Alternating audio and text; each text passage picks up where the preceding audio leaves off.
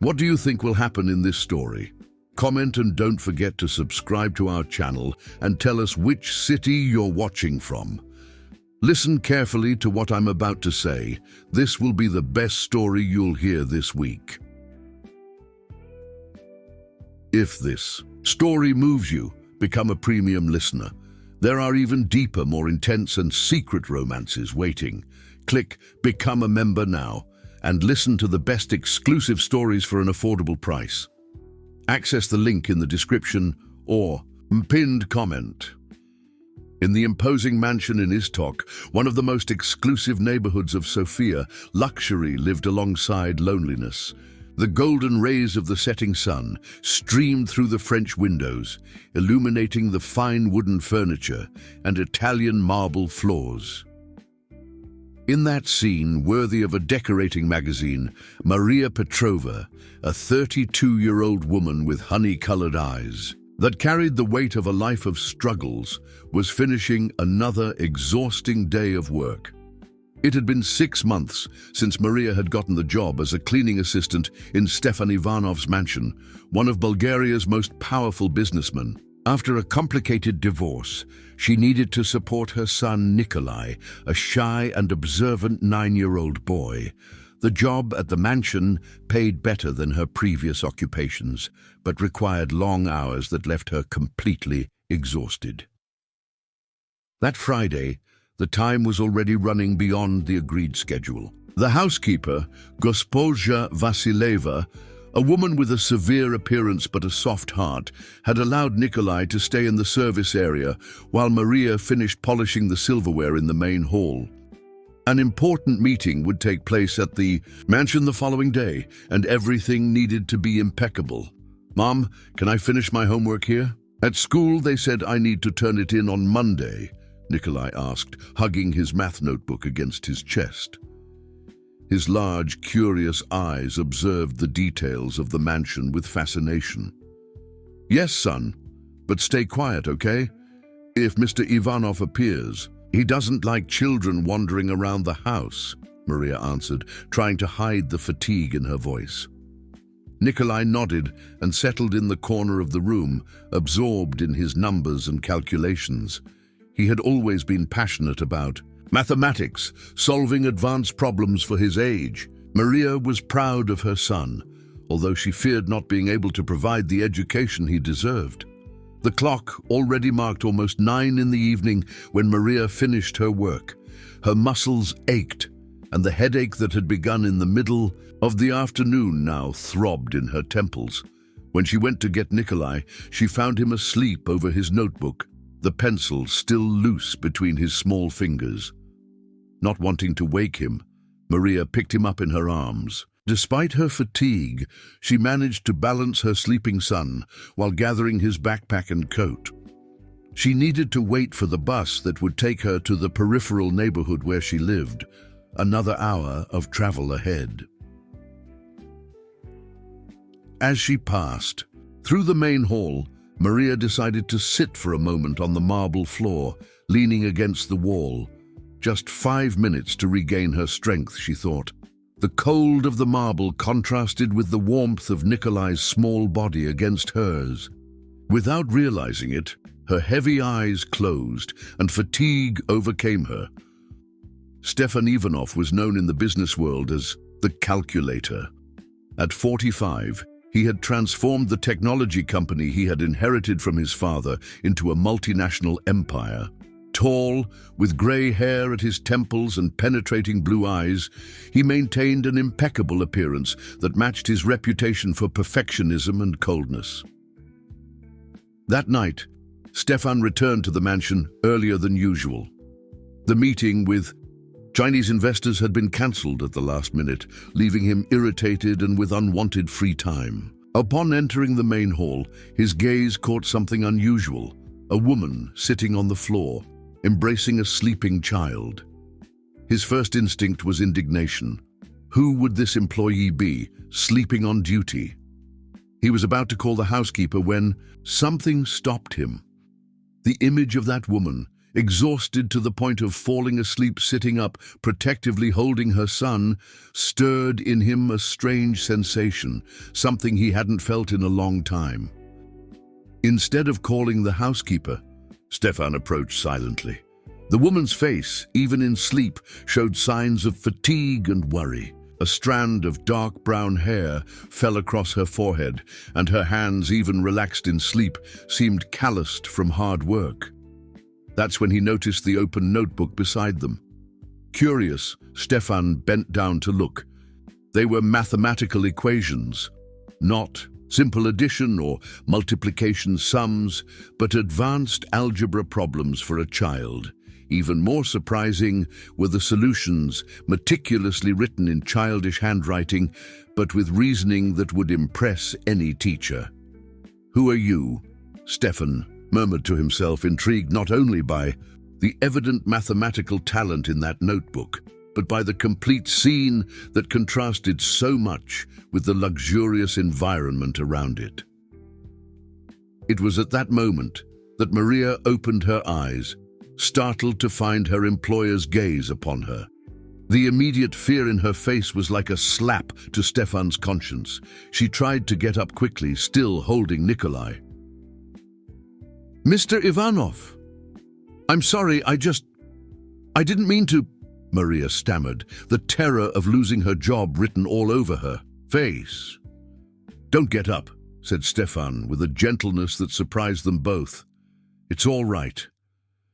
And in that instant, something changed. Perhaps it was the fatigue in her eyes, perhaps the weight of the sleeping child in her arms, or perhaps those mathematical equations solved with such precision by such small hands.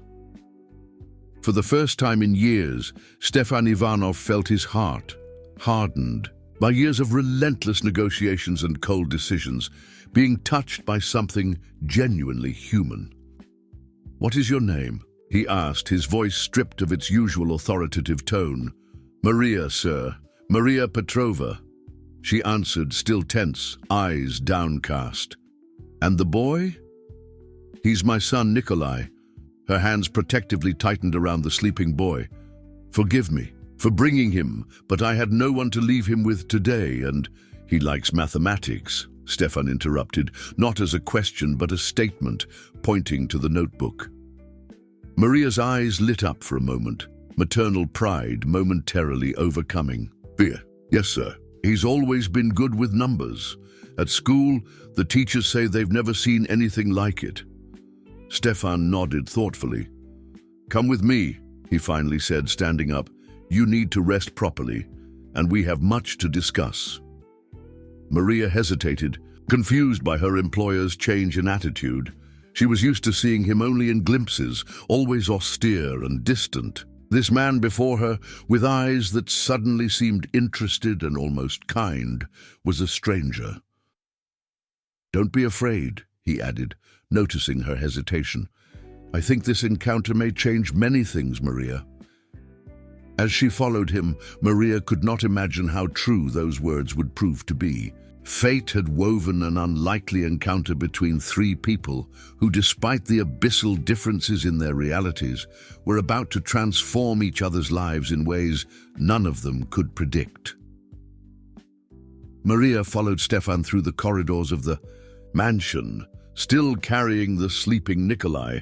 She had never been in this part of the house, reserved exclusively for the owner. They arrived at a more intimate living room, where ostentatious luxury gave way to an elegant but surprisingly welcoming environment. "Please, sit down," Stefan indicated, pointing to a soft leather sofa. "Would you like me to call someone to take your son to a room where he can sleep more comfortably?" Maria instinctively held Nikolai tighter against herself. "No, thank you. He's fine here with me." Stefan nodded, understanding her hesitation. He poured a glass of water for her and sat in the armchair opposite. For a few moments, he just observed the woman, who carefully adjusted her son on her lap. There was a dignity about her that intrigued him, a silent strength that contrasted with her seemingly fragile situation. "How long have you been working here, Maria?" he finally asked. "6 months, sir. And I've never noticed you before." It wasn't an accusation, but an observation that seemed to bother him. "How can a person and her son go unnoticed in my own home?" Maria looked away. "The staff are instructed to be discreet, sir, especially when you are at home." Something in that simple answer hit Stefan. How many people worked for him, sustaining the luxury of his daily life, without him ever having really looked at them. "Tell me about you and your son," he asked, with a gentleness he rarely used. Hesitant at first, Maria began to speak. She told of her difficult divorce 3 years before, when her ex-husband abandoned her with debts and a 6-year-old son to raise. She spoke of the difficulties in finding stable employment as a single mother, of multiple jobs, of sacrifices to ensure Nikolai had at least the basics. "Nikolai has always been different," she said, her eyes shining as she looked at her son. "From a young age, he showed an insatiable curiosity for numbers. At 4, he was already doing mental calculations that surprised me. At 6, he was solving primary school problems without anyone having taught him."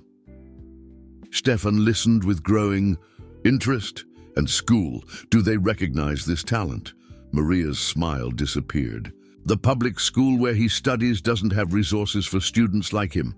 The teacher tries to help, giving extra problems, but she has 30 students to attend to." She hesitated before continuing. "Once, I tried to enroll him in a program for gifted children, but I needed to pay for a psychological assessment that cost more than I earn in a month."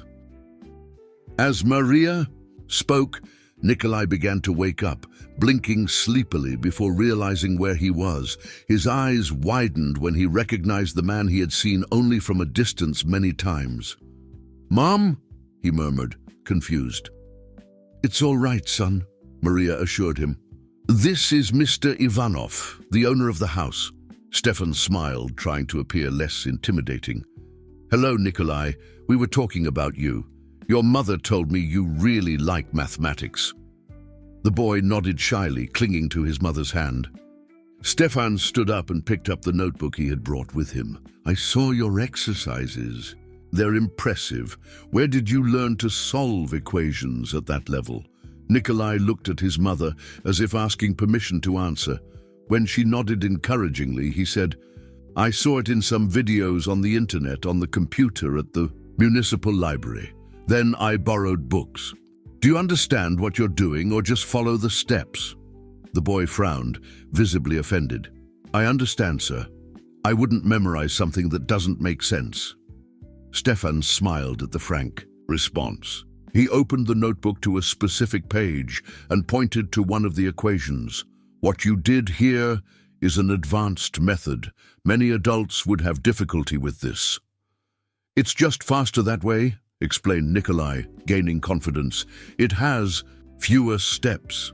Stefan exchanged a meaningful look with Maria before asking the boy a question. "If I give you a new problem, could you solve it now?" Nikolai hesitated only for an instant before nodding. Stefan took a paper and pen from his desk and wrote an equation he himself had used in his master's in engineering years ago. He handed it to the boy, who looked at it carefully before taking the pen. Maria watched apprehensively, fearing her son might fail in front of this powerful man. But to her surprise, Nikolai began to work on the problem with complete concentration, his small hand moving confidently across the paper. After a few minutes, he returned the paper to Stefan. "I think that's it, but there are 2 possible answers." Stefan examined the solution, and the surprise on his face was evident. Not only had the boy solved it correctly, but he had identified the dual nature of the answer, something many of his university colleagues would have missed. "Extraordinary," he murmured, looking at Nikolai with new eyes. He turned to Maria. "Your son has a rare gift, Maria. Such talent cannot be wasted." "I know," she replied with a mixture of pride and sadness, "but our circumstances can change," interrupted Stefan, an idea forming in his mind. He observed mother and son for a moment, making a decision that surprised even himself. "I have a proposal for you." At that moment, Госпожа Vasileva, the housekeeper, appeared at the door, clearly alarmed to see the cleaning staff member and her son sitting comfortably with the boss. "Mr. Ivanov, forgive the intrusion. I didn't know you were occupied." "It's all right, Vasileva," replied Stefan, with a calmness he rarely showed to the staff. "Actually, I need you to arrange something. Mrs. Petrova and her son will stay in the guest room tonight. It's too late for them to return home." The housekeeper couldn't hide her surprise, but merely nodded. "Immediately, sir." "And Vasileva," added Stefan, "tomorrow morning I want you to reschedule all my appointments. I have important matters to discuss with Mrs. Petrova." When the housekeeper left, Maria looked at Stefan with a mixture of confusion and distrust. "Mr. Ivanov, I appreciate the kindness, but we don't need to trouble you. We can return to our home." "It's no trouble at all," he assured her. "And tomorrow, I want to talk about Nikolai's future. And yours too." As Vasileva returned to guide them to the guest room, Maria held her son's hand firmly, uncertain of what to expect. The sudden change in her employer's behavior, known for his coldness, made her suspicious. However, she couldn't deny that, for the first time in a long time, she felt a spark of hope. Already in the luxurious guest room, after settling Nikolai, in the king-size bed that seemed to swallow his small body, Maria observed the Sofia night through the window. The city lights twinkled like earthly stars, so close and yet so far from her reality. "What happened, Mum?" asked Nikolai sleepily. "Why is the serious man being nice to us?" Maria smiled, sitting beside her son. "I don't know exactly, my love, but I think he saw something special in you. He seemed sad, even living in such a beautiful house," observed the boy, with the typical insight of children. The observation caught Maria by surprise. She had never thought of Stefan Ivanov as someone capable of sadness. In her mind, men like him lived in a separate world, protected by their money and power from the pains common to mortals. "Sometimes, son, people have everything money can buy, but they lack something that no wealth can give." "What?" Maria kissed her son's forehead. "That's something each person needs to discover for themselves." As Nikolai fell asleep, Maria couldn't help feeling a sense of vertigo at the sudden change in their lives. What could a man like Stefan Ivanov want with them? What would this mentioned proposal be? And more importantly, would it be safe to trust someone known for his calculatedness in business? On the other side of the mansion, Stefan contemplated the city horizon from his private office, an untouched glass of whiskey in his hand. The image of Maria and Nikolai wouldn't leave his mind. Something in that scene, the exhausted mother protecting her talented son, both fighting against circumstances, had awakened memories he had spent years trying to suppress. "What am I doing?" he murmured to himself. It wasn't like him to act on impulse or be carried away by emotions. As a businessman, each of his decisions was meticulously calculated to maximize gains and minimize risks. But that night, for the first time in many years, Stefan Ivanov was making a decision based not on the cold logic of numbers, but on something deeper and almost forgotten: his own humanity. The next morning brought a sky of intense blue over Sofia, a contrast to the usual pollution that covered the city. Maria woke up disoriented. The soft mattress and Egyptian cotton sheets were unfamiliar sensations for her body accustomed to simplicity.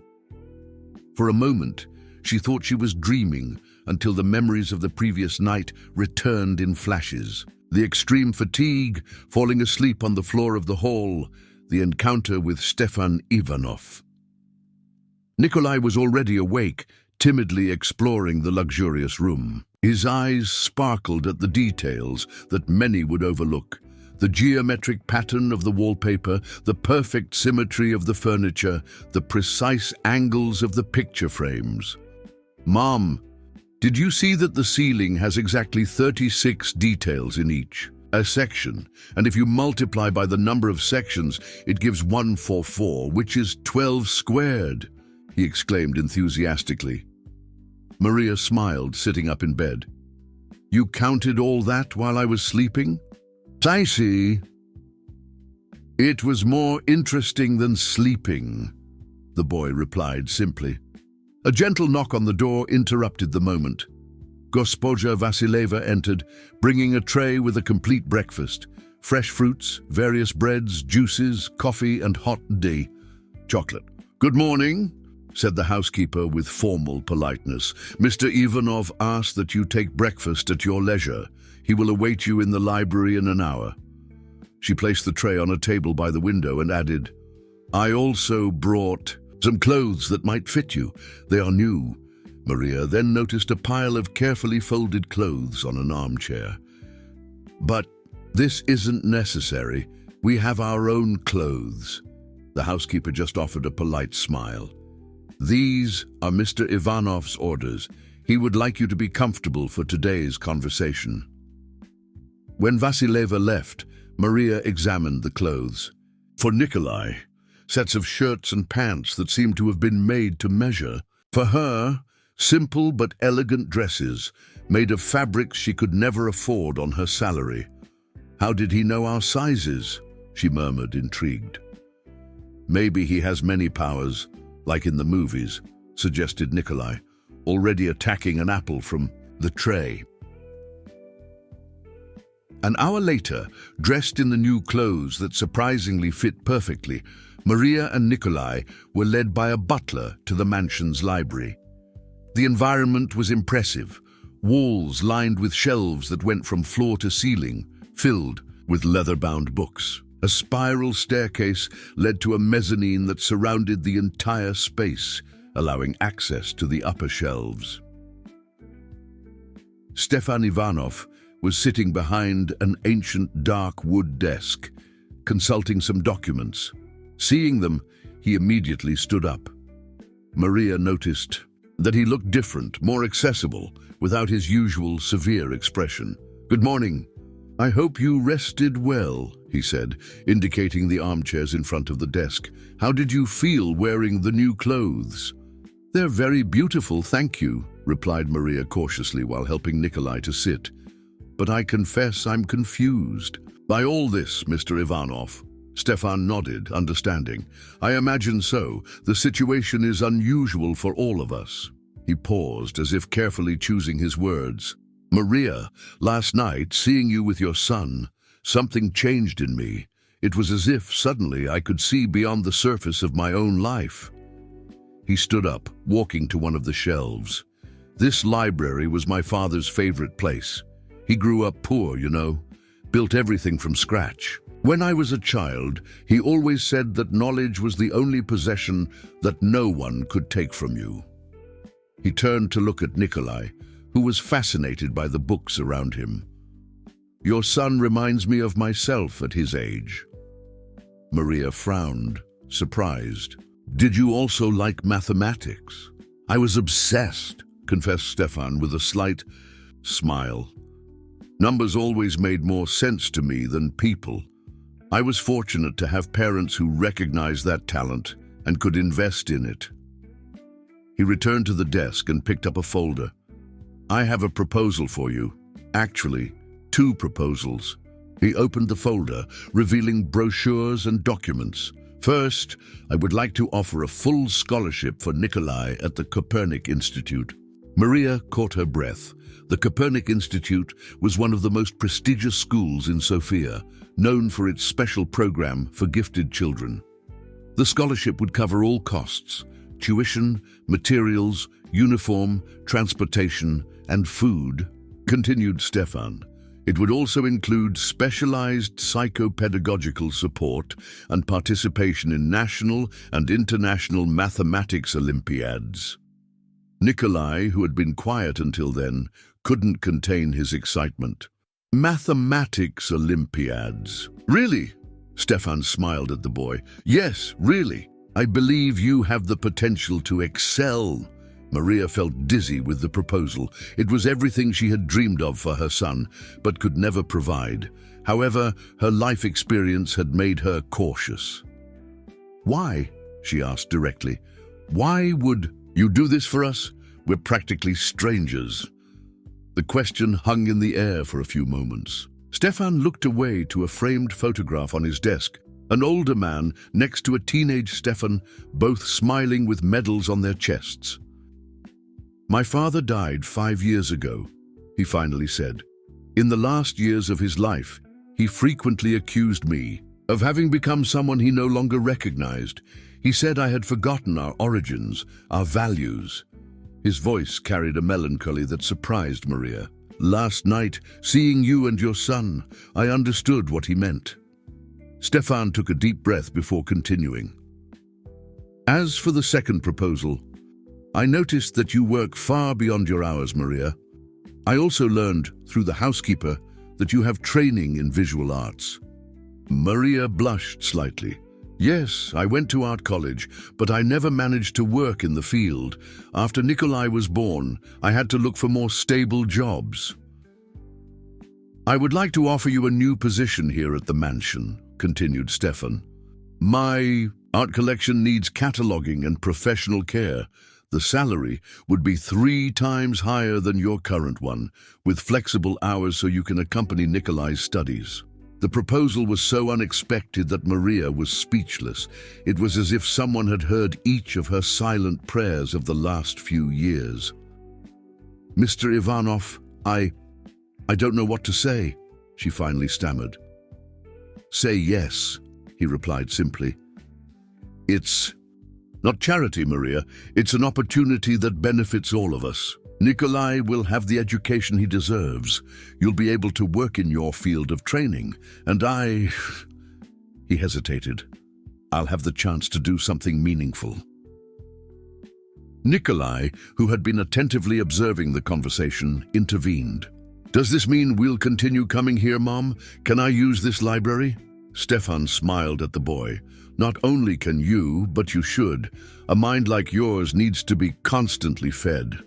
Maria still hesitated, torn between gratitude for the incredible opportunity and the instinctive fear of accepting something that seemed too good to be true. I need to think, she finally said. It's an important decision. I understand, nodded Stefan, but I ask that you don't take too long. The school year at the Copernic Institute begins in 2 weeks, and we would need to start the procedures immediately. At that moment, Stefan's cell phone rang. He checked the screen with an expression of annoyance. I need to take this call. Please feel free to explore the library in the meantime. I'll be back in a few minutes. When Stefan left, Maria allowed herself to breathe deeply. Nikolai had already found the mathematics section and was leafing through a book with a wonder-struck expression. Mom, look at this. There are books about prime numbers, fractal geometry, game theory.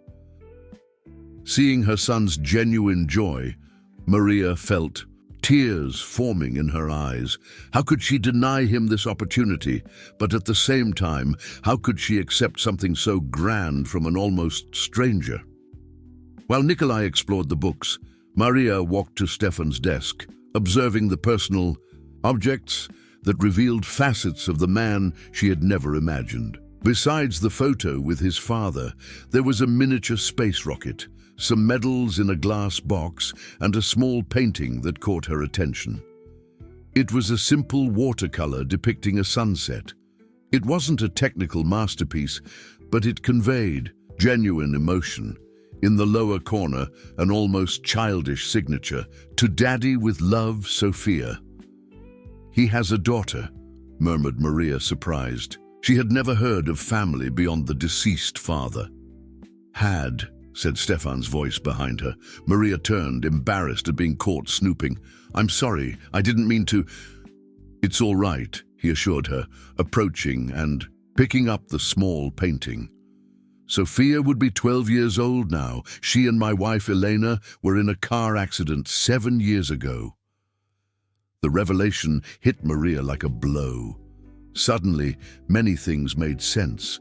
The evident loneliness in the huge mansion, the coldness for which Stefan was known, and now, this sudden empathy for a brilliant boy and his struggling mother. "I'm sorry," she said with sincerity. Stefan placed the painting carefully back in its place. "Sophia was also special, a born artist like you and passionate about challenges, like your son." He looked at Nikolai, absorbed in the books. "When I saw you last night, it was as if the universe was giving me a second chance, not to replace what I lost, but to honor their memory by doing something good." The honesty of that confession dissipated Maria's last doubts. It wasn't pity or a momentary whim that motivated Stefan, but something deeper and more genuine. "We accept your proposals, Mr. Ivanov," she finally said, "and I promise we won't disappoint you." "Stefan," he corrected, extending his hand, "considering everything, I think we can dispense with formalities." When their hands touched in a firm handshake, neither could predict how that simple moment would be the first step of an extraordinary journey that would transform not only their lives, but those of many other people. 3 months had passed since that morning in the library. The Sophia autumn covered the city with a palette of orange tones, and the lives of Maria and Nikolai had transformed in ways that would have seemed impossible before. Nikolai was flourishing at the Copernic Institute. Initially shy among his new classmates, he soon found his place in the advanced mathematics and science classes. His teachers did not spare praise for his quick reasoning and his ability to find innovative solutions to complex problems. In just 2 weeks, he had been invited to the school's Olympic team, preparing for national competitions. As for Maria, adapting to the new position required a more complex process. Years working in functions that had nothing to do with her training had shaken her confidence in her artistic abilities. Now responsible for Stefan's valuable art collection, she alternated between moments of excitement and insecurity. The collection was impressive. Works by Bulgarian masters like Vladimir Dimitrov, Zlatyu Boyadzev, and Ivan Milev shared space with internationally acclaimed artists. Cataloging, researching, and preserving each piece was a meticulous job that gradually reconnected Maria with her passion for visual arts.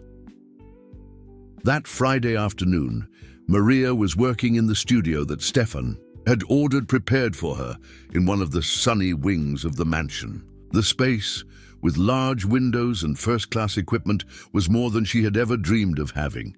She was finalizing the cataloging of a series of prints when Stefan appeared at the door. "May I come in?" he asked, something he always did, respecting that space as her territory.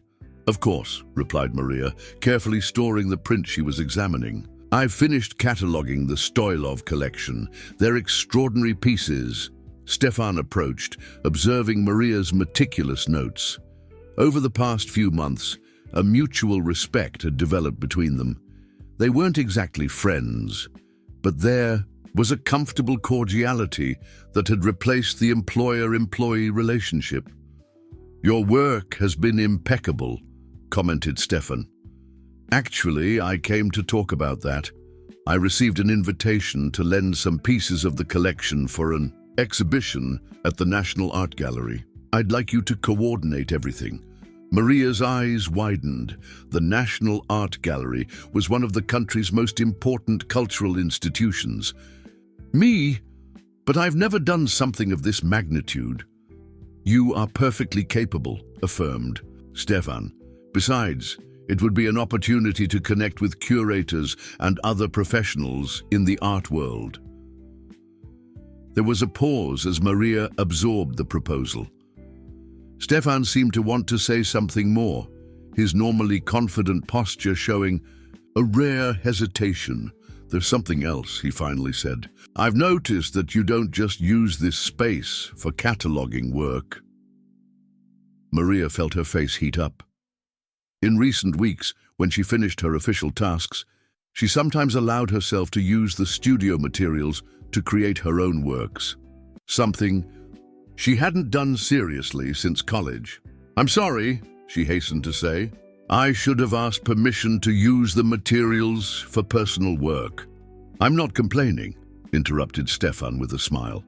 "I'm intrigued. I saw your work stored in that folder." He pointed to a large folder leaning in the corner of the studio. "You have remarkable talent, Maria. Why did you never mention it?" Maria lowered her eyes, uncomfortable. "They're just experiments, nothing serious." "I disagree," replied Stefan, walking to the folder and picking it up. "May I?"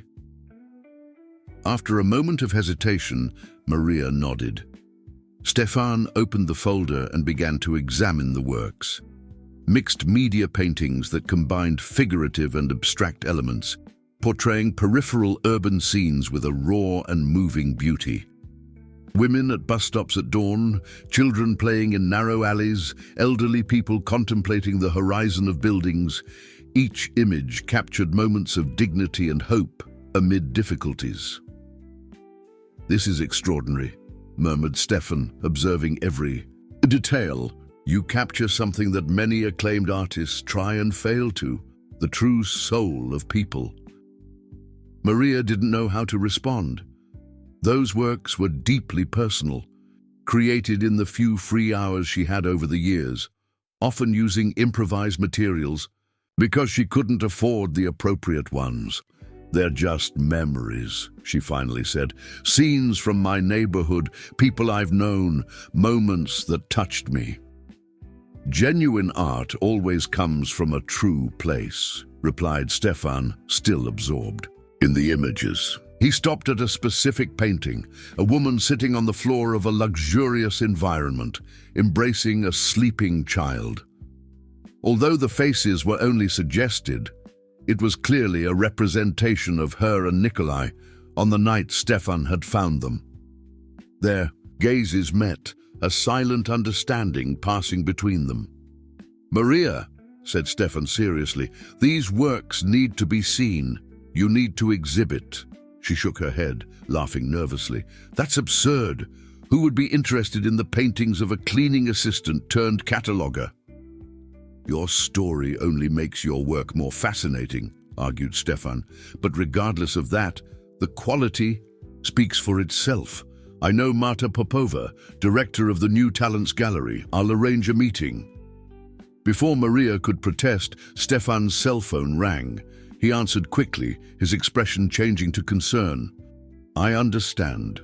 I'll be there. In 15 minutes. He hung up and looked at Maria with urgency.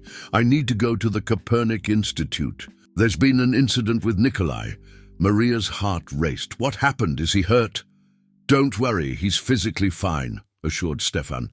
"Apparently there was a discussion with another student. The principal wants to see us immediately." "See us?" repeated Maria, confused. "Yes, they asked that we both attend." Stefan was already picking up his car keys.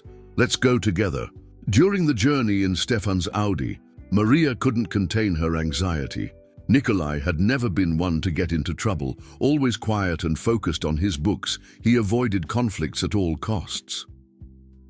"I can't imagine Nikolai fighting," she commented, wringing her hands in her lap. "Gifted children often face social challenges," replied Stefan, skillfully maneuvering through traffic. "The intellectual difference can create friction."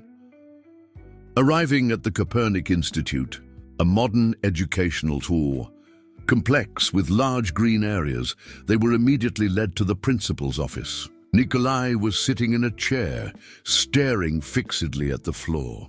Next to him, a larger boy with an arrogant expression, accompanied by a couple of privileged appearants. The principal, Dr. Elitsa Mihailova, a middle-aged woman with a grave expression, stood up to receive them. "Mr. Ivanov, Mrs. Petrova, thank you for coming so quickly." Maria rushed to her son, kneeling before him. "Nikolai, what happened?" Before the boy could answer, the other boy's father intervened. "What happened was that your son verbally assaulted mine. We demand a formal retraction and severe disciplinary measures." "Calm down, Mr. Nikolov," asked the principal. "Let's hear both sides." Stefan, who was observing the scene with attention, placed a protective hand on Nikolai's shoulder. "Speak, Nikolai. What happened?" The boy raised his eyes, visibly disturbed. "We were in math class. The teacher called me to solve a problem on the board, and I did it in a different way than he had taught." He paused, swallowing hard. "When I returned to my place, Victor said I was a slum kid putting on airs who should go back to the hole I came from." Maria felt as if she had been punched in the stomach. The Nikolov couple exchanged uncomfortable looks. "And what did you answer?" asked Stefan gently. "I said he might have all the money in the world, but his brain was underdeveloped, and that statistically, considering his current performance, he would probably end up wasting his father's fortune and depending on people like me to solve his problems in the future." A tense silence fell over the room. Stefan had to make a visible effort not to smile, while Mrs. Nikolova made an indignant sound. "You see," exclaimed Mr. Nikolov, "this is unacceptable. My son may have been rude, but the response was calculated to publicly humiliate him." The principal sighed deeply. "The Copernic Institute does not tolerate any kind of discrimination, Mr. Nikolov. Your son made a clearly prejudiced comment based on Nikolai's socio-economic origin." "But that doesn't justify," the man began. "Nor does it justify Nikolai's behavior," completed the principal. "Both erred, and both will be disciplined appropriately. Victor will be suspended for 2 days due to the discriminatory nature of his comment. Nikolai will receive a formal warning." Maria, still processing what had happened, felt a mixture of pride in her son's intelligence and concern about the incident. "Nikolai, you know we don't solve problems like this," she said softly. The boy nodded, repentant. "I'm sorry, Mum." It was then that Stefan stepped forward, his presence dominating the room. "Dr. Mihailova, I agree with the disciplinary measures. However, I would like to propose something constructive from this incident." Everyone looked at him with curiosity. "The Institute has a diversity and inclusion program, correct?" he continued. "I suggest that both Nikolai and Victor participate in a joint project on the theme. Perhaps something relating mathematics and social inequality in Bulgaria. It would be a learning opportunity for both." The principal considered the proposal with interest. "That's an excellent idea, Mr. Ivanov." The Nikolovs, perceiving the change in the dynamics of the meeting, quickly agreed, eager to end the matter. After a few more details were settled, everyone was released. On the way back to the mansion, Nikolai remained silent in the back seat of the car. Maria turned to look at him. "Are you all right, son?" "Yes," he answered in a low voice. "I'm just thinking, we don't really belong in that place, do we?" "Why do you say that?" asked Stefan, observing the boy through the rearview mirror. "Because we're different. We don't have money like them. We don't live in big houses. We don't travel to Disney during vacations." Maria felt a tightness in her chest, but before she could respond, Stefan intervened. "Nikolai, let me tell you a secret. No one really belongs anywhere until they decide to create their own space. People like Victor try to define who belongs, or not based on arbitrary criteria like money or last name. But true belonging comes from what we build with our mind and our character." The boy reflected on the words. "How did you manage to belong then?" Stefan smiled slightly. "I'm still trying every day." just like your mother." Maria met Stefan's gaze in the rearview mirror, a silent understanding passing between them. At that moment, she realized that the invisible barriers that still existed, not just between them, but between each and their own dreams, were slowly beginning to dissolve. Back at the mansion, as Nikolai withdrew to do his homework, Stefan detained Maria in the hallway about what we were discussing before the call from the school. "I arranged a meeting with Marta Popova for next week. She will see your works." "Stefan, I don't know if I'm ready for this," hesitated Maria. "You're more than ready," he affirmed with conviction. "The world needs to see what you see, Maria. The colors you perceive where others see only shadows."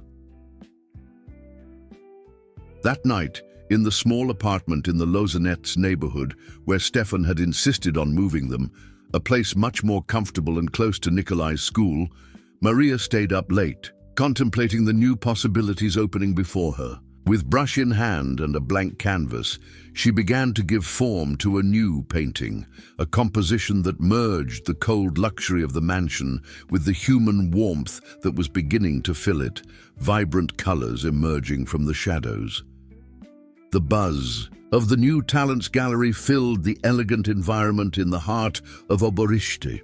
It was a Friday night, and Maria Petrova's exhibition, Peripheral Gazes, was celebrating its opening night. 6 months had passed since the incident at Nikolai's school, and life continued to transform at an accelerated pace. The meeting with Marta Popova, the gallery director, had been a turning point. The experienced curator had immediately recognized Maria's singular talent, the ability to capture human dignity in everyday circumstances, the vibrant palette that found beauty in the most unlikely scenarios. After seeing her portfolio, Marta not only offered the exhibition, but became an enthusiastic mentor, guiding Maria through the intricacies of the art world. Now, dressed in an elegant red dress, a gift from Stefan for the occasion, Maria circulated among the guests, still in disbelief at seeing her creations on the white walls of the prestigious gallery. Art critics, collectors, established artists and curious onlookers examined her works, commenting on technique and sensitivity with evident admiration. "Your mother looks stunning," commented Stefan to Nikolai, both observing Maria from a distance. As she conversed with an influential critic from the Dnevnik newspaper, Nikolai, now almost 10 years old and a few centimeters taller, nodded proudly. "She's always been like that inside. Now everyone can see." Stefan smiled at the insightful observation. In recent months, he had developed a genuine affection for the boy, who somehow filled a void he had carried since losing Sophia. It wasn't a replacement. He knew nothing would replace his daughter, but a new connection that made the days more meaningful. "Mr. Ivanov," a female voice interrupted his thoughts. It was Marta Popova, elegant in her black suit, holding a champagne flute. "What a keen vision you had in discovering Maria. She's a phenomenon. We've already sold 7 works, and the exhibition has barely begun." "The merit is all hers," replied Stefan with sincerity.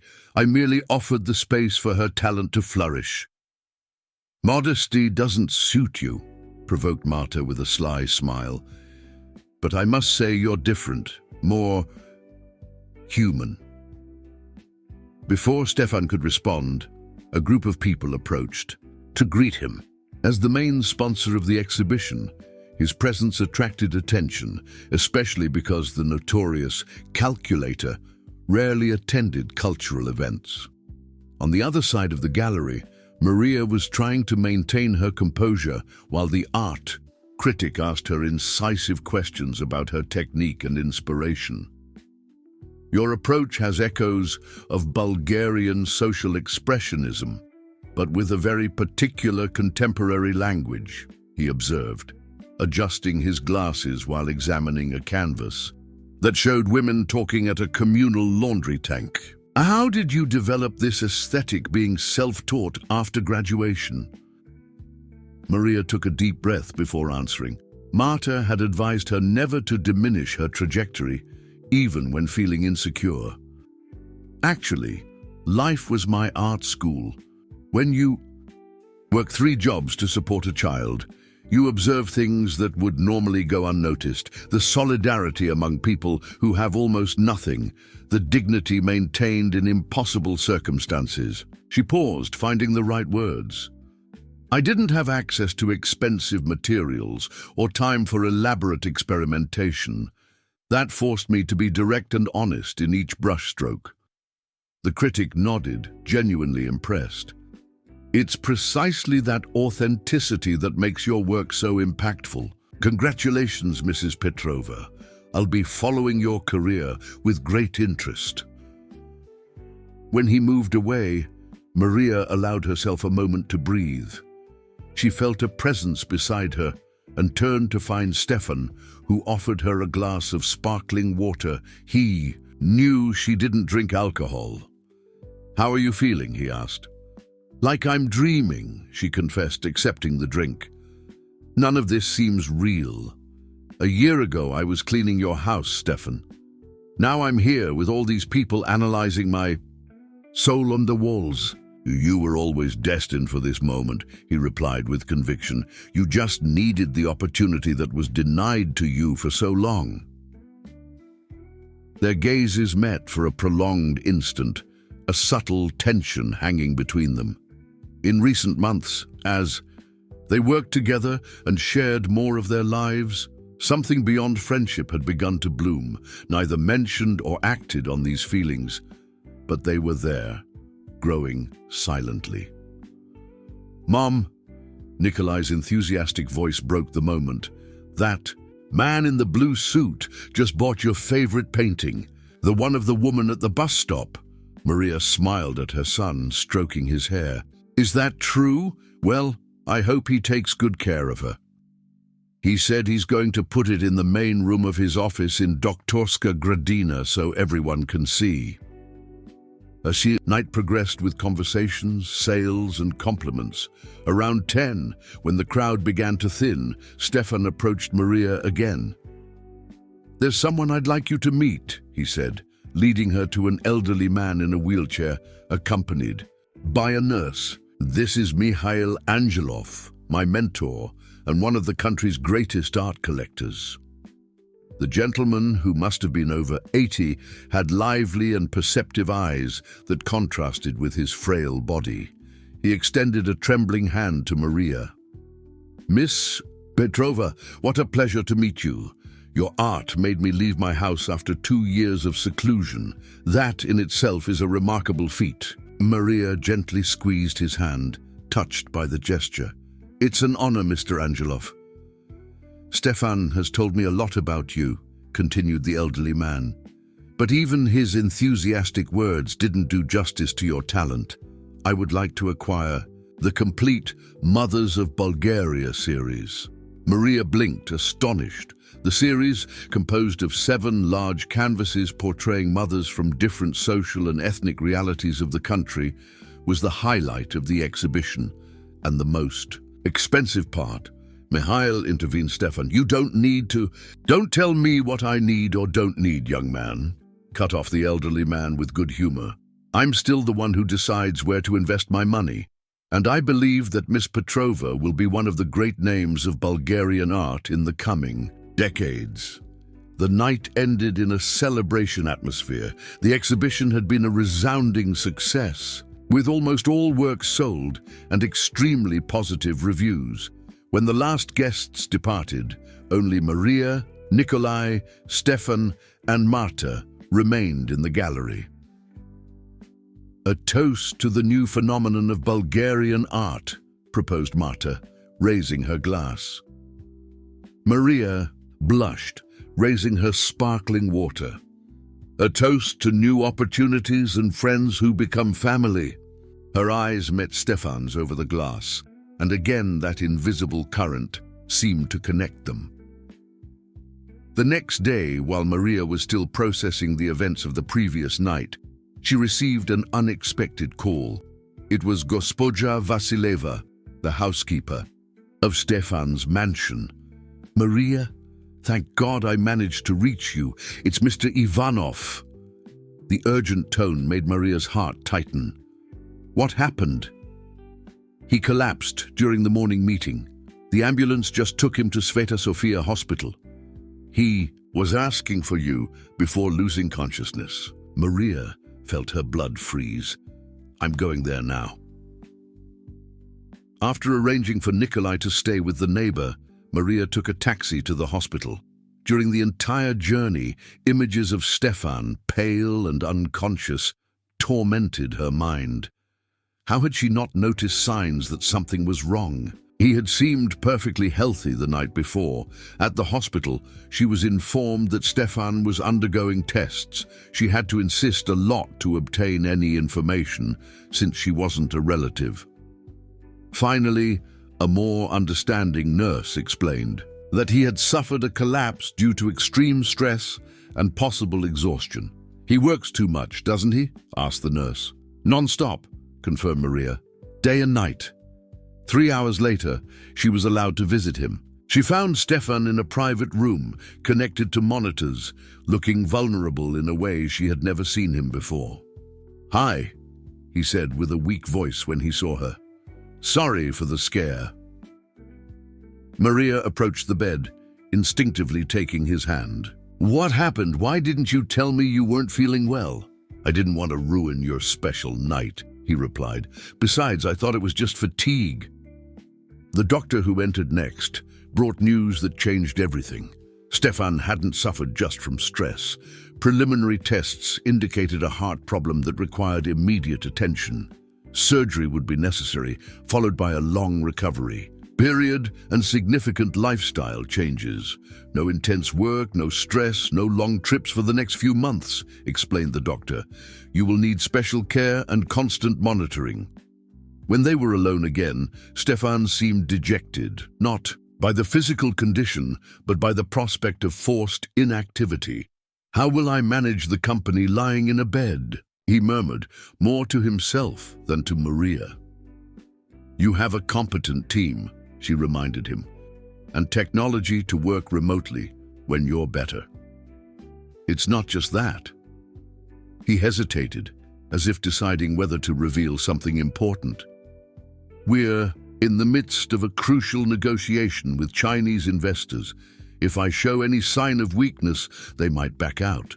Years of work lost." Maria squeezed his hand. "You're not alone in this, Stefan. I'll help you." He looked at her, surprised. "How?" "I don't know exactly yet, but we'll find a solution together." She paused, taking a deep breath. "You changed my life and Nikolai's. You gave us a chance when no one else would. Now, it's our turn to give back." In the days that followed, while Stefan underwent surgery and began recovery, Maria organized a complex operation. With his guidance and help from the competent executive assistant Anna Dimitrova, she managed to maintain the appearance of normalcy in business. Video conferences were held from the hospital, with virtual backgrounds that didn't reveal where Stefan really was. Documents went back and forth, decisions were made, and gradually Maria began to understand the business empire he had built.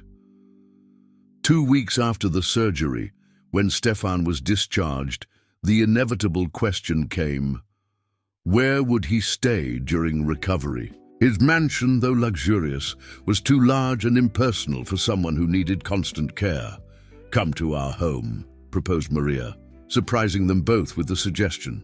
"The apartment has a guest room, and we'll be nearby to help with whatever you need." "I can't impose this on you," protested Stefan. "I can hire full-time nurses." "Nurses aren't family," she replied simply, "and you need a home now, not just medical care." That's how Stefan Ivanov, the powerful businessman known as the Calculator, ended up temporarily moving to the 3-bedroom apartment in Lozhenets. Nikolai gave up his room for the convalescent, excited at the prospect of sleeping on the sofa, bed in the living room for a few weeks.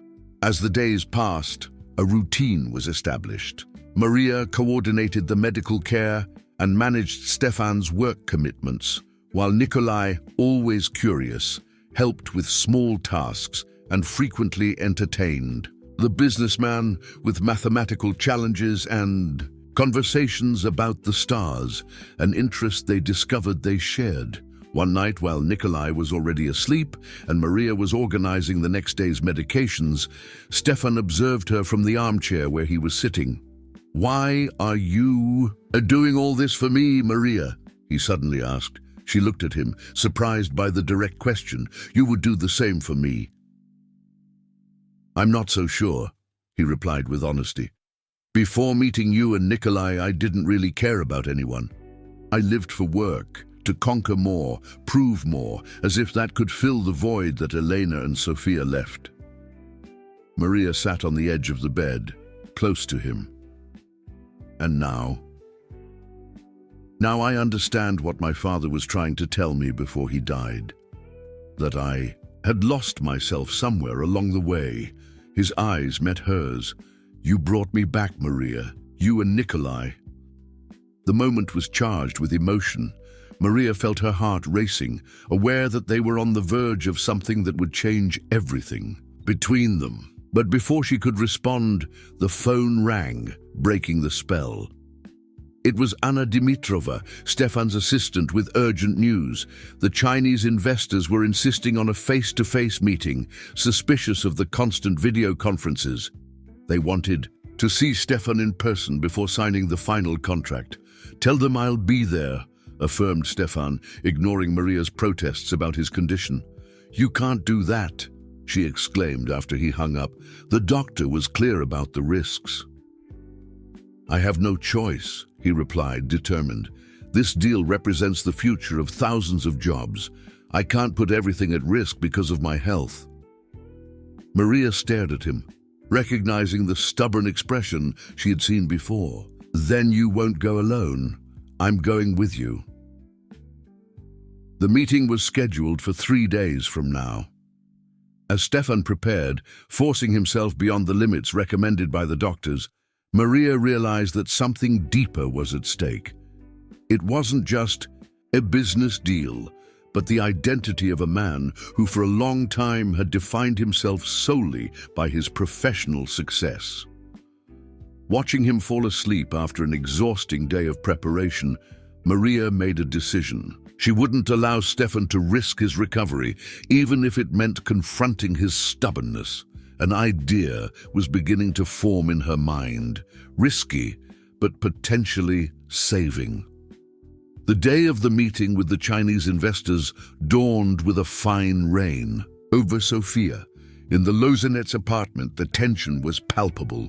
Stefan, pale but determined, was adjusting his tie in front of the mirror while Maria observed him with evident concern. "You barely slept last night," she commented, handing him the morning medications with a glass of water. "Are you sure you're in condition to do this?" "I have no choice," he replied, swallowing the pills. An involuntary grimace of pain crossed his face when he made a sudden movement. "This deal means a lot to the company." Maria bit her lip, undecided. In the last 2 days, while helping Stefan review documents and prepare presentations, she had been developing an alternative plan. But she hadn't had the courage to share it, fearing his reaction. "What if," she began hesitantly, "what if you didn't need to go personally?" Stefan looked at her through the mirror's reflection. "We've already discussed this. The investors made it clear that they want to see me in person. They suspect something is wrong due to the constant video conferences." "Yes, but what if you sent someone you completely trust? Someone who knows the details of the deal and could represent you adequately?" "Who?" he asked, turning to face her. "Anna Dimitrova knows the operation, but doesn't have the authority to close a deal of this size. Marin is in Singapore. There's no one else with sufficient knowledge available." Maria took a deep breath, gathering courage. "I could go." A perplexed silence followed her declaration. Stefan stared at her as if she had suggested something completely absurd. "You?" his voice mixed surprise and incredulity. "Maria, without meaning to offend, but you have no experience in corporate negotiations. This is a $500 million deal with extremely demanding Chinese executives." "I know that," she replied, maintaining her composure, "but I've spent the last 3 weeks following every detail of the process. I know the numbers. I've read all the reports. I know what the critical points of the negotiation are." Stefan shook his head in disbelief. "It's not that simple. There are nuances, strategies, years of relationship that you can explain to me during the journey to the meeting place," she insisted. "Besides, Anna Dimitrova will be there to assist me with the technical aspects. I would just be the face of the negotiation, your personal representative." "It's too risky," he argued, but Maria noticed a hesitation in his voice. The pain and fatigue were clearly affecting him more than he admitted. "Riskier than you, suffering a collapse in the middle of the meeting?" she asked directly. "The doctors were clear, Stefan. Your heart is still recovering. Excessive effort can cause serious complications." The words hung between them, heavy with the truth that Stefan was reluctant to accept.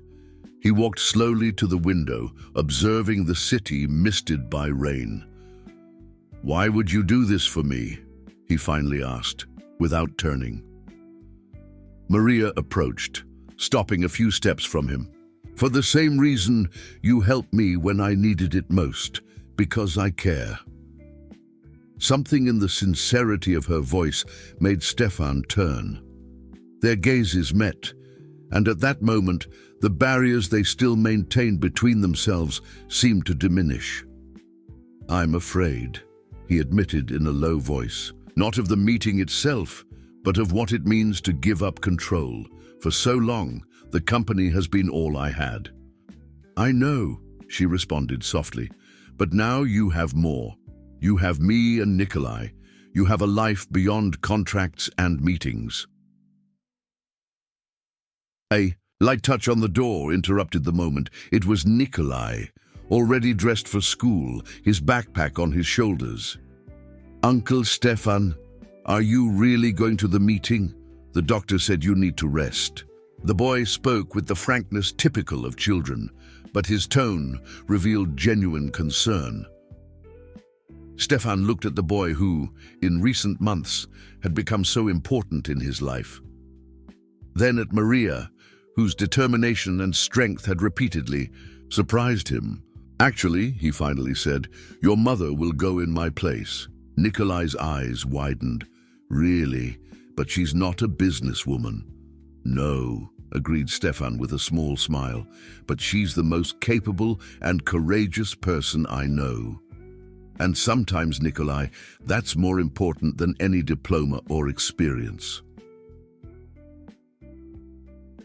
2 hours later, at the imposing headquarters of Ivanov Technology in the Pete-Kiosheta district, Maria was facing her own nervousness while being briefed by the executive assistant Anna Dimitrova. Dressed in an elegant women's suit, another gift from Stefan, she felt like an actress about to enter the stage for the most important role of her life. "The representatives of Honglei Tech are traditional but not inflexible," explained Anna Dimitrova, handing her a folder with the latest details. "Mr. Zhang, who leads the delegation, especially values honesty. If there's something you don't know how to answer, it's better to admit it and promise a later response than to try to improvise." Maria nodded, absorbing each piece of information like a sponge. In the inner pocket of her blazer, she carried a small, almost invisible earpiece. Stefan would follow the meeting remotely, ready to guide her at critical moments. "They've arrived," announced Anna Dimitrova, checking her cell phone. "They're coming up now." Taking a deep breath, Maria positioned herself. "Let's go." The Chinese delegation consisted of 5 executives, led by the serious Mr. Zhang. When they entered the meeting room, their looks revealed surprise at seeing an unknown woman in place of Stefan Ivanov. "Welcome to Ivanov Technology," greeted Maria in fluent English, extending her hand. "I'm Maria Petrova, Mr. Ivanov's personal representative. He regrets not being able to be present due to unavoidable commitments, but has entrusted me with full powers to finalize our agreement." Mr. Zhang accepted the greeting politely, but his expression revealed distrust. "We expected to deal directly with Mr. Ivanov. He guaranteed us his presence." "I understand your concern," replied Maria calmly. "Mr. Ivanov had a last-minute, unavoidable matter, but I assure you I am completely familiar with all the details of the negotiation and authorized to make final decisions." After exchanges of business cards and formal introductions, everyone sat down. Maria could feel the skepticism in the room, especially from Mr. Zhang, who observed her with analytical attention. "Miss Petrova," he began, "we at Honglei Tech value long-term relationships. Mr. Ivanov personally guaranteed us certain conditions. How can we be sure that you truly represent his interests?" It was the question Maria feared, but for which she was prepared. In her ear, Stefan's voice murmured, "Show the letter." "Mr. Zhang," she replied, removing an envelope from the folder. "I perfectly understand your concern. Mr. Ivanov anticipated this and prepared this document for you." She handed over the sealed envelope, which contained a handwritten letter from Stefan, confirming not only Maria's authority for the negotiation, but also personal details from their last meeting in Shanghai, information that only Stefan could, know. While Mr. Zhang read the letter, Maria continued, "Additionally, I've prepared a detailed presentation addressing the latest questions raised by your technical team about system integration." In the following 2 hours, Maria conducted the meeting with a mixture of technical knowledge, carefully studied in recent weeks, and a natural ability to connect with people. Where Stefan would have been direct and pragmatic, she brought a personal touch, perceiving the unspoken concerns of the Chinese executives and addressing them with sensitivity. At a crucial moment, when the discussion about intellectual property threatened to stall progress, Stefan's voice suggested in her ear, "Offer the cross-licensing agreement we prepared as a contingency." But Maria, sensing the Chinese's true concern, took a different path.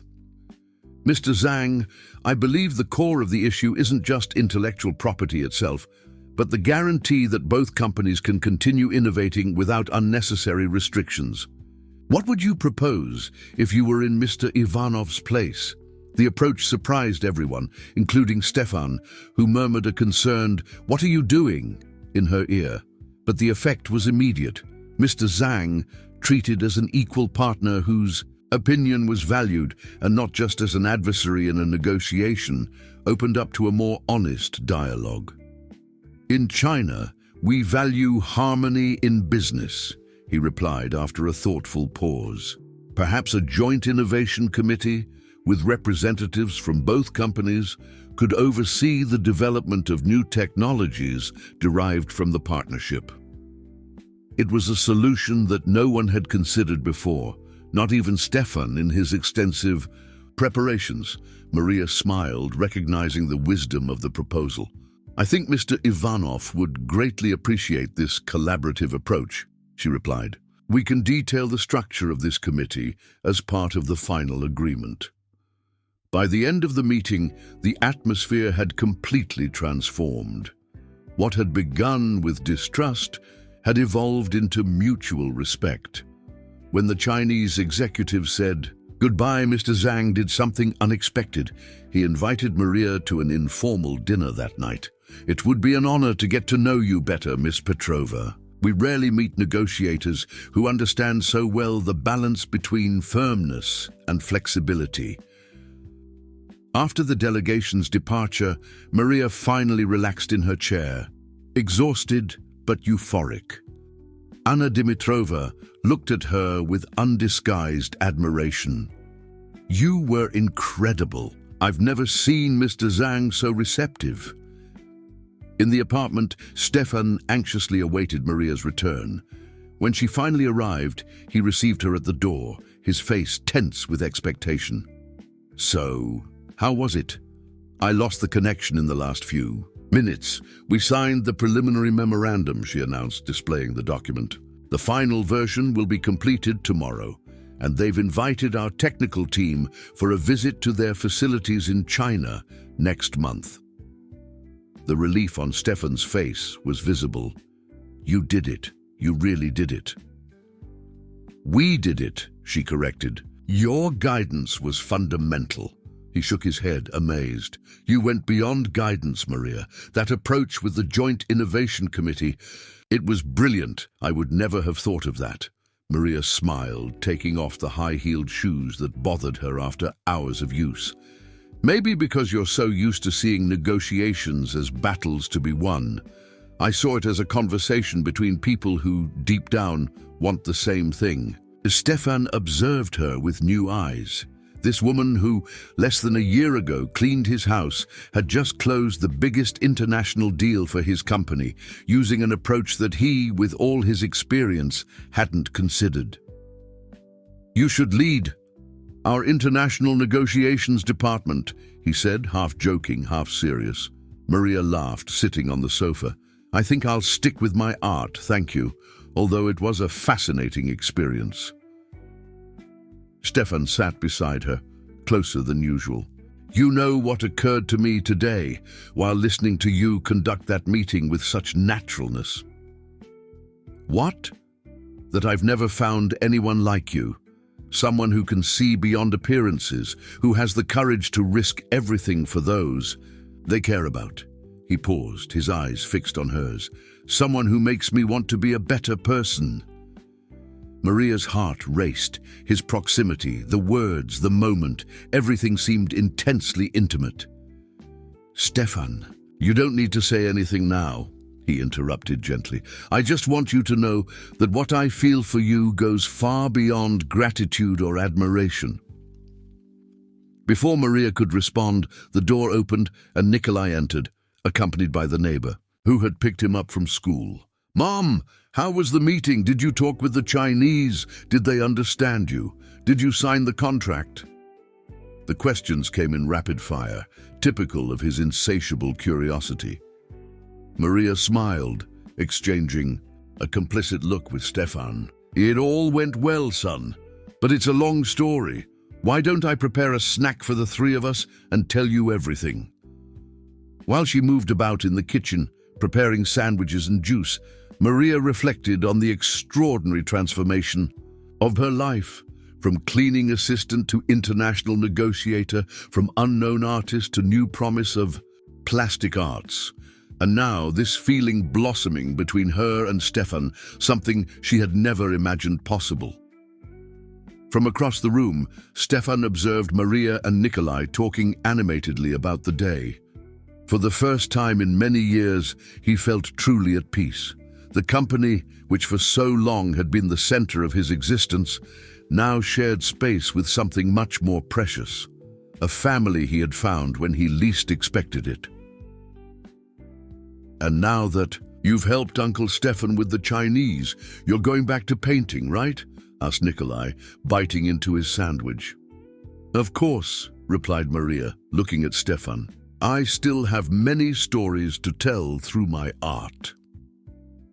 And I'm sure they'll be extraordinary stories," completed Stefan, his gaze conveying much more than his words could express. That night, after Nikolai fell asleep, Maria found Stefan on the apartment's balcony, contemplating the illuminated city. Without words, she stood beside him, their hands meeting naturally. The future was uncertain, with many challenges ahead, but one thing was clear: none of them would face these challenges alone again. 1 year had passed since the meeting with the Chinese investors. Spring in Sofia brought an air of renewal, with blooming linden trees punctuating the urban landscape with intense green. In Borisova Gradina Park, hundreds of people gathered for the inauguration of the new Talents Cultural Center, a space dedicated to emerging artists from peripheral communities. Under the huge white tent set up for the occasion, authorities, businessmen, artists, and residents from various regions of the city awaited the beginning of the ceremony. On stage, a banner displayed the logo of the Ivanov Foundation for Support of Arts and Education, illustrated with strokes reminiscent of one of Maria Petrova's most famous paintings. Backstage, Maria nervously adjusted the collar of her navy blue dress. As the main speaker of the event, she felt the weight of responsibility. Her life had drastically transformed in the last 18 months, and now she was about to begin a new chapter. "You're going to rock," said Nikolai, now almost 11 years. Old, adjusting the bow tie that complemented his grey suit, the boy had grown not only in stature, but in confidence. He had recently won the gold medal in the Bulgarian Mathematics Olympiad and been accepted into a special mentoring program with professors from Sofia University. "Thank you, son," smiled Maria, stroking his hair. "Are you sure you've memorized your part?" "Memorized and improved," he replied with a mischievous smile. "I added some statistics about the economic impact of the project." Maria shook her head, amused. Even at just 11 years old, Nikolai already demonstrated a sophisticated understanding of social and economic issues, the result of long conversations with Stefan and the diverse experiences that his new life provided. Just don't overdo it with the numbers.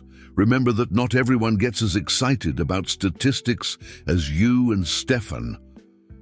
The mention of the name made her eyes automatically seek the tall, elegant figure conversing with authorities near the stage. Stefan Ivanov, completely recovered from his heart problems, seemed younger and more energetic than ever. The transformation wasn't just physical, but deep and essential. After his recovery, Stefan had surprised the business world by announcing a radical restructuring at Ivanov Technology. He delegated the executive presidency to a trusted team and assumed the position of chairman of the board, dedicating a large part of his time to the newly created foundation that bore his name.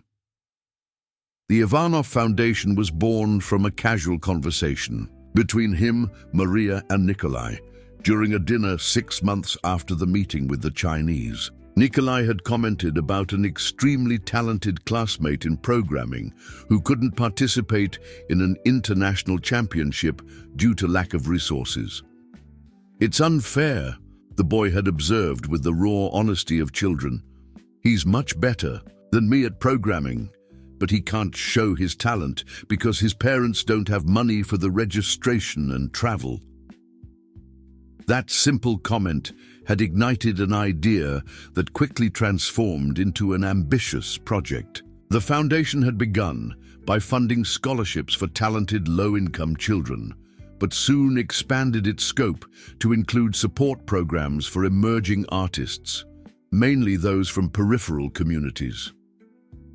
The cultural center they were inaugurating today was the first in a series planned for different regions of Sofia, offering space for exhibitions, workshops, presentations, and professional training in artistic areas. 5 minutes until we begin, announced Anna Dimitrova, now executive director of the foundation. Everyone ready? Maria took a deep breath, feeling a firm and gentle hand rest on her shoulder. She turned to find Stefan's warm gaze. "Nervous?" he asked, adjusting a strand of hair that had escaped from Maria's elegant bun. "A little," she admitted. "I never thought I would be here doing this." "I can't imagine a more suitable person," he replied. His gaze dropped to the delicate engagement ring that sparkled on Maria's left hand. They had gotten engaged 3 months ago in an intimate ceremony with only Nikolai, a few close friends, and Gospoja Vasileva, who cried more than everyone. A murmur indicated that the authorities were beginning to take their places on stage. The moment had arrived. "We're going to make history today," said Stefan, gently kissing Maria's forehead before going to his place. Nikolai gave his mother one last hug before positioning himself. "Good luck, Mom. You deserve all of this." When Maria finally ascended the stage under warm applause, she felt an overwhelming emotion. Before her were familiar and unknown faces, united by the same purpose. In the front row, she saw Marta Popova, the curator who had believed in her talent, Mikhail Angelov, the elderly collector who had become a mentor and friend, artists from various communities who would participate in the inaugural program of the center. After protocol, thanks, and the presentation of the project partners, the time came for Maria to share her story. With a firm voice that gained confidence with each word, she began. "Less than 2 years ago, I was a cleaning assistant in the mansion of the man who is now at my side as a partner in life and dreams. My son and I lived a reality common to millions of Bulgarians. Hard work, scarce opportunities, wasted talents not for lack of capacity, but for lack of open doors." The audience listened in absolute silence, captivated by the raw honesty of her words. What changed our story wasn't just the generosity of a privileged person, although that was the catalyst. She briefly looked at Stefan, who was observing her with admiration. What really transformed our lives was recognition. Someone looked beyond my function, beyond the circumstances, and saw a human being with potential, saw a brilliant boy who deserved adequate education, saw an artist where others saw only a cleaner. Maria paused, letting her words be absorbed. This center we inaugurate today is not about charity. It's about recognition. It's about opening doors and building bridges between worlds that coexist in the same city but rarely truly meet. In the sequence, she explained the structure of the center and the programs that would be implemented: artistic residencies, professional workshops, rotating exhibitions, scholarships, and research grants. She presented numbers and goals, interspersing concrete data with personal stories of the first beneficiaries. "Now," she said, approaching the end, "I would like to call someone very special to present a fundamental aspect of our project, the Young Mathematicians Program." Nikolai ascended the stage with the confident posture he had developed in recent months, after overcoming the initial shyness that had accompanied him for years. With surprising fluency for his age, he explained how the program would identify mathematical talents in public schools, offering not just scholarships, but personalized monitoring and integration with universities. "Mathematics isn't just about numbers," he concluded, looking directly at Stefan. "It's about finding creative solutions to complex problems, exactly as we did with our own lives." When Nikolai returned to his place under enthusiastic applause, Maria took the microphone again for the conclusion. "Many ask me if I feel like a fairy tale character. The answer is no. Fairy tales involve magic and impossible coincidences. Our story is deeply human, made of meaningful encounters, mutual recognition, and a lot of work." She paused, her gaze sweeping over the diverse audience. The true miracle wasn't a billionaire helping an employee and her son. The miracle was a man allowing himself to be transformed by empathy, a woman finding courage to show her talent to the world, a boy overcoming social barriers to develop his potential, and now, the greatest transformation of all, using our privileges and talents to open paths for others. Stefan joined her at the center of the stage, followed by Nikolai. Together, they represented not just a family in formation, but a symbol of possibilities.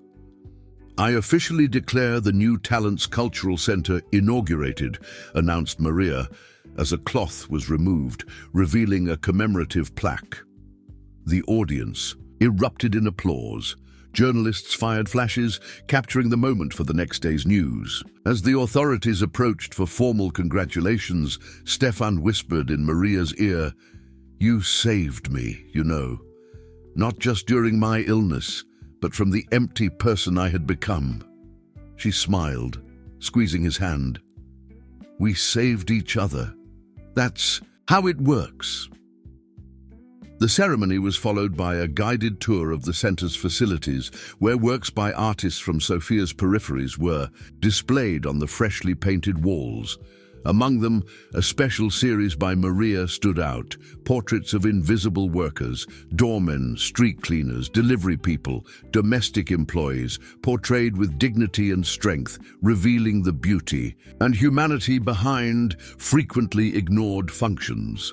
At the cocktail party that closed the event, while Nikolai charmed university professors with his theories about mathematics applied to social issues, Maria and Stefan found a moment of privacy in a corner of the hall. I have something to tell you, she said, with a special sparkle in her eyes. I wanted to wait for the right moment. Stefan observed her, intrigued. What is it? We're going to need an extra room in the new apartment, she replied, gently placing her hand on her still flat stomach. For about 7 months from now. The shock and joy on Stefan's face were instantaneous. Are you sure? We're going to have a baby. Maria nodded, teary-eyed. I confirmed yesterday. I wanted to be sure before telling you. Stefan embraced her carefully, as if she were made of the most precious material in the world. Does Nikolai know yet? Not yet. I thought we could tell him together, tonight. The emotion on Stefan's face was indescribable, a mixture of happiness, fear, and hope. At 46, he would receive a second chance at fatherhood, something he had never imagined possible after losing Sophia. I think our son will be radiant with the idea of being an older brother, he commented, discreetly wiping away a tear. Our son, repeated Maria, the phrase carrying a deep meaning. Although the formal adoption process of Nikolai by Stefan was underway, in practice, they had been a complete family for a long time. The rest of the night passed in an atmosphere of celebration and hope. The New Talents Cultural Center represented not just an ambitious social project, but a symbol of the personal transformation of all involved. As he observed Maria and Nikolai animatedly conversing with a group of young artists from the Mladost district, Stefan reflected on the extraordinary journey of the last 18 months. From the cold loneliness of his mansion to the rich tapestry of meaningful relationships that now formed his life. From the obsession with work and material success to the understanding that true value lay in human connections and the positive impact he could generate. The foundation had already benefited more than 200 families in its first year of operation, and the plans for the future were even more ambitious. The model would be replicated in other Bulgarian cities, creating a network of opportunities for talents that otherwise would remain invisible. When the night came to an end and they finally returned to the spacious apartment in Boyana, where they had moved 3 months before, Nikolai finally received the news about the new family member who would arrive. "That's amazing," he exclaimed, his eyes shining. "I already know I'm going to teach him to play chess and solve differential equations before learning to read." Maria laughed, tousling her son's hair. "Let's take one step at a time, okay? First, we need to think of names. If it's a girl," suggested Nikolai thoughtfully, "she could be called Sophia, like Uncle Stefan's daughter who passed away." The silence that followed was charged with emotion. Stefan looked at the boy with surprise and gratitude. "You wouldn't mind?" he gently asked. Nikolai shook his head. "It would be a way to honor her memory, wouldn't it? And I'm sure she would be happy to know that you found each other and are building something new and special." Maria observed the exchange between the two, amazed at her son's sensitivity and maturity. In so many ways, Nikolai had been the catalyst for everything. His extraordinary intelligence had caught Stefan's attention on that fateful night. His need for adequate education had initiated the transformation in their lives. And now, his deep understanding of others' emotions continued to surprise her.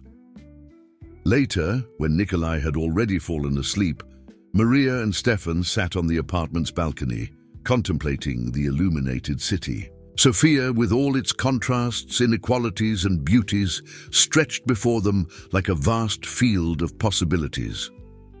"What are you thinking about?" asked Stefan, noticing Maria's distant look. "About how unpredictable life is," she replied, resting her head on his shoulder. "That night, when I fell asleep from exhaustion on the floor of your mansion, I could never have imagined where we would be today." "Do you believe in destiny?" he asked, intertwining his fingers with hers. Maria reflected for a moment. "I believe in meaningful encounters, in people who enter our lives at the right moment, for reasons we don't always immediately understand. Like a lonely businessman and an artist disguised as a cleaner," he completed with a soft smile. "Exactly." She turned to face him. "You know, what impresses me most about our story, it wasn't just you who helped us, we also saved you in a way." "You gave me much more than I could ever repay," confirmed Stefan. "You reminded me what it is to be truly human." On the horizon, the city. Lights twinkled like earthly stars, each representing lives, stories, possibilities. The new Talents Cultural Center was just the beginning. Together, they were building not just a family, but a legacy of transformation that would extend far beyond their own lives. "To our family," said Stefan, symbolically raising his teacup. "Present and future." "To our family," echoed Maria, feeling the warmth of the life growing inside her, "and to all those whose lives we'll touch through our work." The night breeze carried the perfume of the jasmine that Maria had planted on the balcony, a constant reminder that beauty could flourish